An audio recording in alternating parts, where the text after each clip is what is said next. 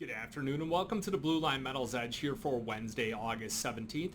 I'm Phillip Streible, Chief Market Strategist at Blue Line Futures. If you're watching this video on YouTube, be sure to like and subscribe to our videos. You'll get a notification from YouTube when a new video has been posted.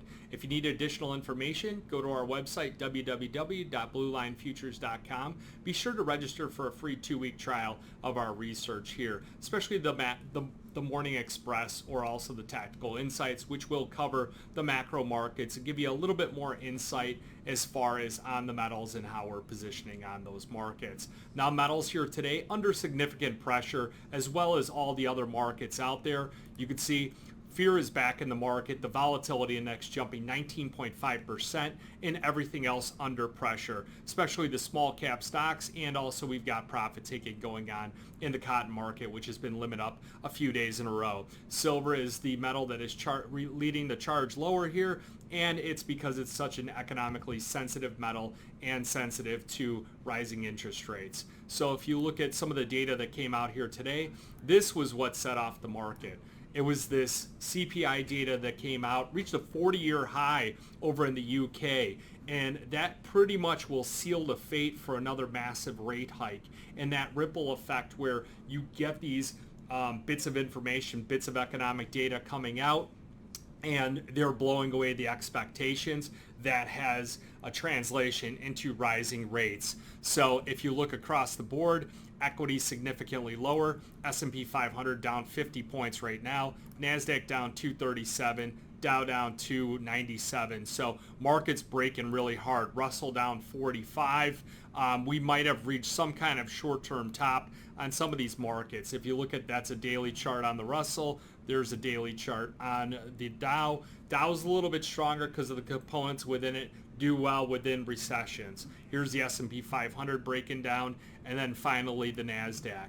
Looking at the precious metal side, we do have a sell-off going on right now. Gold pulling back. We've got to hold some of these key levels of support right here. If I was not involved with gold, I'd perhaps be looking at the long side with a tight stop. Silver under some pressure, dipping back below 20. Same thing. Look at this key level of support. Now looking at today's tactical insights, here's the data that came out in the U.S. We're still waiting for the FOMC minutes.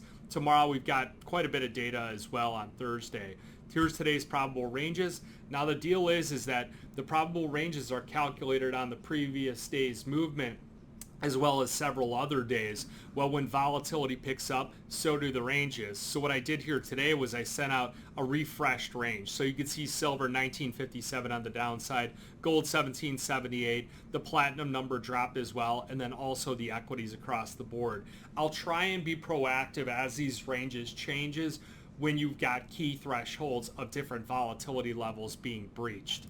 Now, getting back into this report, I did outline on gold, there's your resistance point, here's your support point. We don't want to see it break below there. Again, UK inflation, 40-year high, 10.1%. Eurozone GDP came out weaker than expected. Target earnings missed and put pressure on U.S. equities. So the rest of the other information is pretty stagnant at the moment. This does show you that positive economic data will continue to support the dollar, push treasury yields higher, and further support the Fed's hawkish theme. That's what's going on right now, and it's specifically UK related. Now, if you look at the system, it did break by that breakout because it is a breakout system. However, it will give you a stop loss, a hard stop loss. So protective sell stop for long-term traders on a stop close only below 766. We get a close below there. The next day we get weakness. You're probably going to want to get out of that market as the gold market can sell off and go back down to some of these lower support levels. You don't want to ride this thing all the way back down. You've done that before. Silver, same thing. It's got to hold this key level of support, and that number for a stop close only would be 1955. We close below there. Market's going to roll back over most likely. Gold-silver ratio going to tick up as the weakness in silver continues to outpace that weakness in the gold market.